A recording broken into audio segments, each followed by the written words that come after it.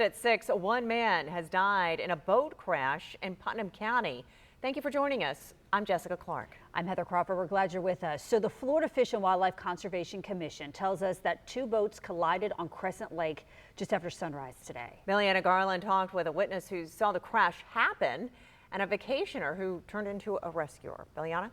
Very quiet. Witnesses at Crescent Fish Camp in Putnam County say Friday started as a calm and peaceful morning, but they say around 7 they heard a crash. Well, we're staying in a cabin up here, and we were getting our boat ready to launch, and me and fishing partner, we heard a loud crash, and he said that was a crash. I said, I think so. And Mark Turner, who is visiting from out of town, says the sound was unmistakable. The Florida Fish and Wildlife Conservation Commission says two boats, each with one person on board, collided on Crescent Lake between the Crescent Fish Camp and Bear Island. Sandra Northrop, who is also visiting, says the sound of the crash startled her. Loud.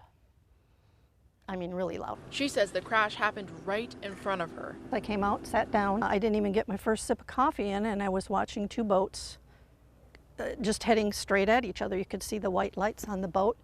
And I thought, boy, they're going to pass pretty, and I didn't even finish my thought, and they had hit. Northrop says she called 911 immediately. it was pretty loud. Turner is a firefighter with the Vienna Volunteer Fire Department in Georgia. He's at Crescent Fish Camp for a vacation, but in that moment, he says he was back on the job. We dropped our boat in real fast and went out there, and you could see two guys floating in the water, and one was responsive and one was not. They pulled the unresponsive boater into their boat and headed back to shore. We started CPR on him and got him up here to the ramp, and a firefighter met us and got on the boat with us, and paramedics got here and took over from there. Despite those efforts, Florida Fish and Wildlife say one man died from his injuries. Turner says the damage showed how violent the impact was. The front of one of them was basically had a big hole in it, and then the other one had a trolling motor through the bottom of it. Investigators with the FWC are working to figure out what went wrong. It's just a tragedy. You don't expect to do that when you go out fishing. In Putnam County, I'm Milliana Garland, First Coast News on your side.